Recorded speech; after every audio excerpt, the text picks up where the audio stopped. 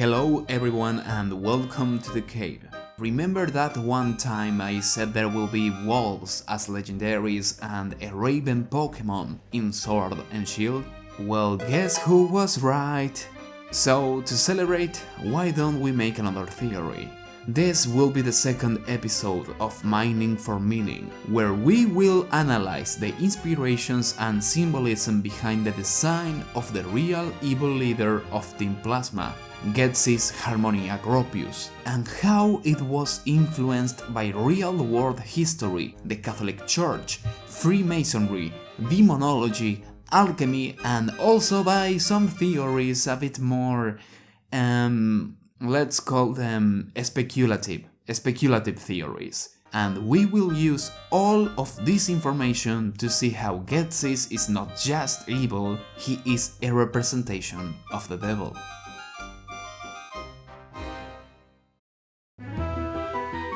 To understand the leader of Team Plasma, we first need to understand Team Plasma itself. The evil organization from the Unova region is probably the most particular one in the Pokemon world, with their soldiers being under the orders of the Seven Sages and having N as the head of the team, even if he's just a pawn to his father's game. From here we start to understand what Game Freak modeled Team Plasma after. Many fans have already noticed that Team Plasma's hierarchical structure has many similarities with that of the Roman Catholic Church. The most obvious parallel are the Seven Sages. According to Ghetsis, they are a group of people selected because of their knowledge. This imitates the role of cardinals picked by the Pope from their jurisdictions to form the College of Cardinals. This is why the Seven Sages wear clothes similar to a pluviale, the liturgical cope worn by members of the Catholic Church. All of this puts Ghetsis in the place of the Pope. He is the real leader of Team Plasma after all. He brought the sages to Unova and he crowns N as the king of Team Plasma, just like popes did with the leaders of the Holy Roman Empire. The similarities are shown even more in the manga, where Team Plasma crucifies the gym leaders. Also, Team Plasma's logo is a shield with a P crossed by a C. The symbol is inspired by another symbol seen in shields, the Cairo. This one represents the first two letters of the word Christos, Christ in Greek. There are legends around this Christogram involving the Battle of the Milvian Bridge. The battle took place in the year 312 as a consequence of inner tensions between the members of the Roman Tetrarchy.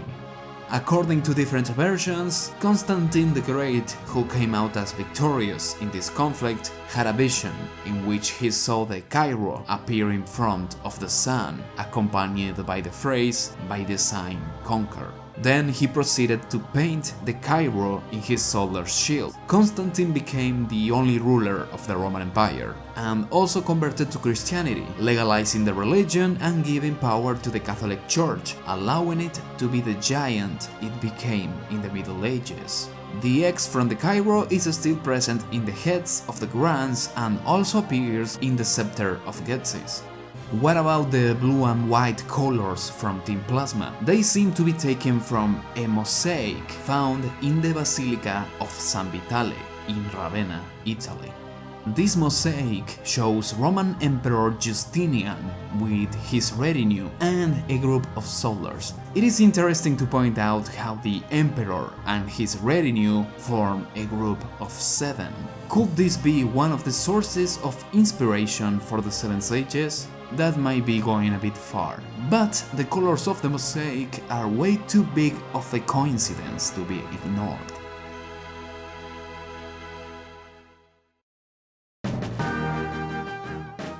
The church continued to use the Cairo in Christian iconography, architecture, the shields of soldiers, and more. This takes us to those who do Team Plasma's dirty work. Team Plasma Grants dress like medieval knights in Pokemon Black and White. This is most likely a reference to the Templars, a military order formed by knights who were part of the First Crusade, with the intention of protecting pilgrimages of European Christians to the Holy Land. The Patriarch of Jerusalem authorized the creation of the order in the year 1119 and allowed the Templars to use the Temple Mount as their headquarters. Temple believed to have been built above the ruins of King Solomon's temple, which is why they were known as the Poor Fellow Soldiers of Christ and of the Temple of Solomon. But the poor part in their name didn't last. When the order was recognized by the Vatican in 1139, they got tax exemption and were free to travel between countries without having to respond to any authority. With these advantages, they quickly gained power, money and land, and they started setting up farms, building cathedrals. They developed a fleet of ships used for import and export, and also an early form of banking. Around the 12th century, they started losing important battles in the Middle East, which led to them losing influence and popularity in Europe. In 1307, Pope Clement V wanted to merge the Templars with a different order.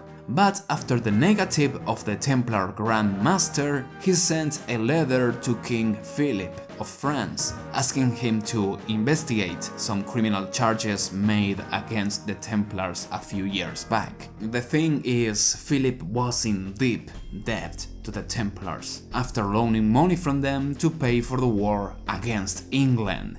Not exactly the most unbiased person for the work. And what do you do when you have to judge someone you don't like and owe money to? You start with the defamation. Philip said the Templars engaged in heresy and homosexual acts during their initiation ceremonies, and also that they worshipped idols and satanic images. Of course, all of these accusations were false, and all the confessions were obtained under torture. But this didn't stop Philip, and hundreds, if not thousands, of Templars were burned at the stake. Many Templars, escaping persecution, joined the Knights of Malta and became pirates. This is why in Black and White 2, Team Plasma grunts travel in a ship and dress like pirates. Now the X in their forehead represents the crossbones from the Jolly Roger, symbol which also has many connections to the Cairo, and with the Templars, as many of them were buried with their femurs in the position of the skull and crossbones. We now have some historical background, but what does this have to do with Ghetsis being the devil?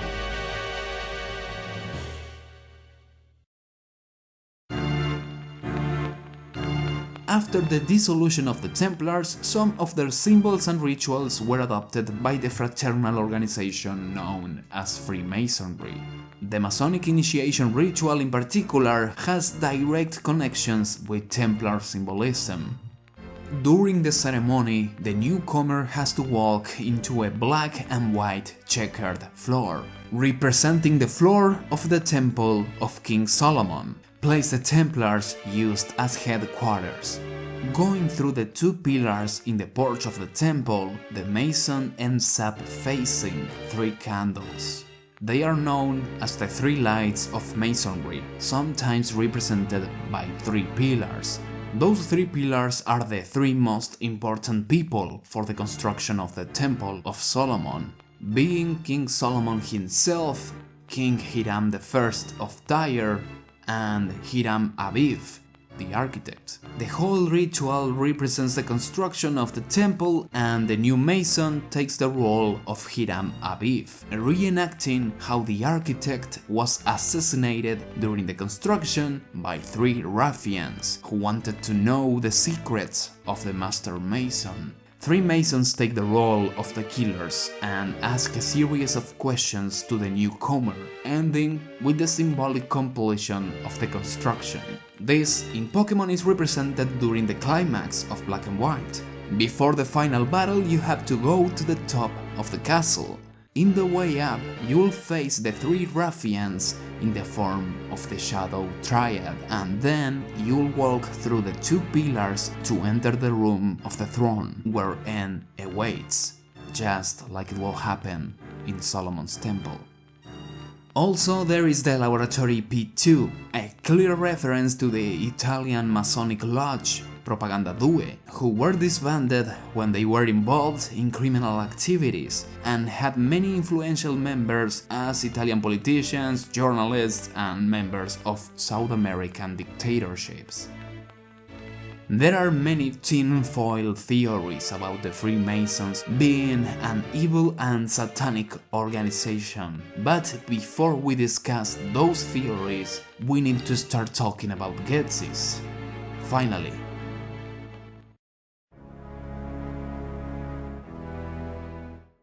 Ghetsis, having only one eye, is a possible reference to the Eye of Providence, or all-seeing eye, a very important concept from Masonic symbolism. The symbol is also significant in alchemy and Jewish Kabbalah, 2 sources of inspiration Game Freak has repeatedly used in their games. In the Kabbalah, the all-seeing eye is connected to the sacred delta of the Tree of Life. The Tree of Life represents God's light going down through the spheres named Sephiroth, passing through the 22 channels identified with the Hebrew letters and the major arcanas of the Tarot, until giving form to its creation in the final sphere of the physical world, Malkuth. The delta is formed by the first 3 Sephiroth of the tree. The first Sephiroth is named Keter, which means crown, and Ghetsis wears something similar to a crown in his shoulders, which will give us the eye looking over the rest of the tree, and the divine entity is located above the spheres. Coincidentally, he has eyes in his robes, a possible reference to the next 2 Sephiroth of the tree corresponding with the human eyes. The eye is linked to another Masonic symbol, the square and compasses. The tools are used in architecture, and in Freemasonry they are seen as the representations of the physical world and the Creator, and how these 2 forces in union are spirit and matter, the representation of the aphorism used in Hermetism, alchemy, and sacred geometry, as above, so below. Inside the symbol we usually find the letter G, which represents the great architect of the universe, an idea used as token for a supreme being, as many Masonic lodges don't require from their members to practice a specific religion. And while Ghetsis, the G, doesn't show interest in architecture, this characteristic is present in N and his fascination for geometry, another of the meanings of the Masonic G. And his name is Natura Harmonia Gropius, like Walter Gropius, a German architect. If Ghetsis is the G, doesn't this mean that he shouldn't be evil, as the G is God? Well, not exactly. The Great Architect is a concept that shares many things with the theological ideas found in Gnosticism. This religion has its origins in Judeo-Christian ideas, but with a particular twist. Its cosmology starts similar to the Kabbalah, with a divine infinite entity, but in this case there are many different divine beings emanated from that entity, strained within the Supreme Being. One of these lower beings, SOPHIA, meaning knowledge, gives birth to the demiurge, the thing that should not be, who goes against the divine wish and creates the physical world. Thus, the creator is evil and is a parallel of the devil. Interestingly, there are seals used by Templars showing the Gnostic Aeon known as Abraxas. This fits with the meaning of the name Ghetsis, which is a reference to a combination of musical notes forming a triton, known in the 18th century as the devil in music, and also probably a corruption of the Greek word for sorcery. In 1884, Leo Taxil, a French writer, released a series of books accusing the Masons of practicing Satanism and invoking demons. Taxil's idea was for the books to mock Freemasonry and anti-Freemasonry, but people took it seriously. His work claimed that the Masons worshipped a creature with a very particular history, Baphomet, the same demonic image the Templars were accused of worshipping by King Philip. Could this thing, wrongly speculated to be worshipped by Templars and Masons, be the source of inspiration for the leader of an organization based after the Templars, Masons, and the Catholic Church? Let's explore Baphomet to find out. The confessions taken from the Templars by the Inquisition had very different descriptions of how the idol looked like. The most known visual interpretation of Baphomet is way more recent than the trials. In the 1850s, Eliphas Lévy, a French occultist, released a series of books in which he explained the Kabbalistic ideas behind his representation of the Baphomet. No, not that one. Pretty cute though. I mean this weird looking figure with the body of a human and the head of a goat. Lévy's Baphomet was not a demon, but a representation of the principles of alchemical and Kabbalistic thought, and is also equivalent to the Kabbalistic diagram of the Tree of Life. It is actually the representation of the balance of opposite forces as the center of the alchemical process. The first similarities between the two is how Ghetsis' hairstyle imitates the horns and torch in Baphomet's head. What do they represent? The torch is mentioned by Lévy to be the flame of intelligence and universal balance, with the pentagram in the forehead being the symbol of man, representing the duality of matter and soul. And this equates Baphomet's head to the three pillars of the Tree of Life. The middle pillar is balance, the left is severity, and the right is mercy, representing opposite forces being balanced in God's creation, which is the meaning for the Tree of Life itself. The process of the light of God being emanated until creation. Divine unity ends with the multiplicity of the earth. This is why Baphomet has light over its head while its feet are placed in the earth. So soul above matter, the same meaning the square and compasses had. And then the goat could be a reference to Satan, appearing during rituals made by witches in the shape of a black goat, thus the sorcery part in Ghetsis. We already mentioned the symbolism of Ghetsis having only one eye, but why does he only have one hand?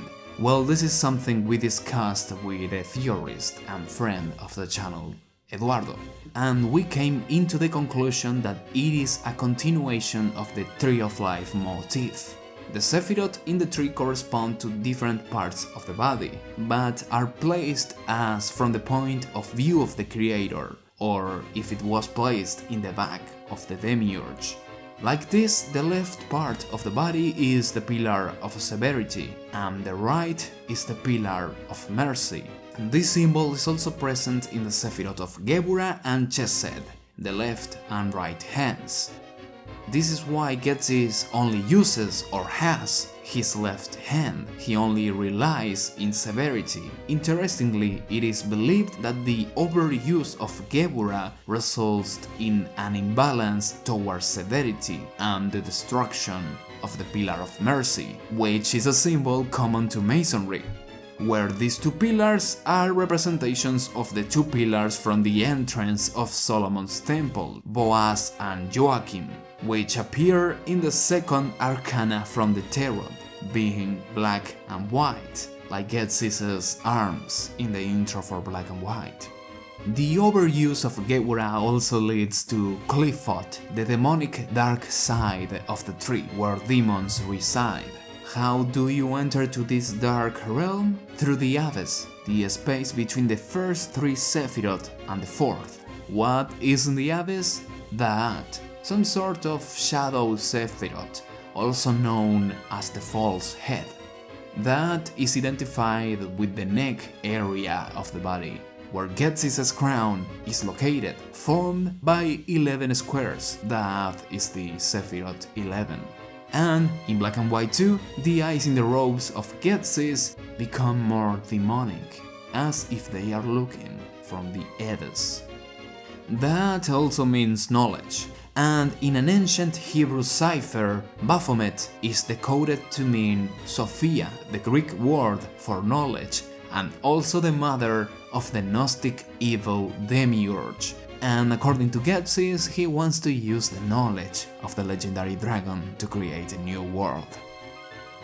The Sephiroth in Qliphoth are sometimes referred to as the evil twins, which could be taken as evidence for that old fan theory about the gym leaders from Striaton City being the Shadow Triad, and that memory link scene from Black and White 2 could be a metaphor for them falling to the abyss. Also, did you notice how Ghetsis' boots look like hoops?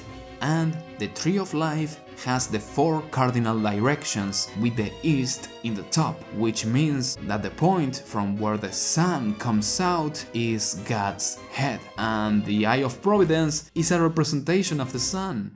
If the I and the G from Masonic symbolism are the same thing, we can mention that the musical note that gives Ghetsis his name is also known as Sol, and that the Eye of Providence is also visible in Baphomet.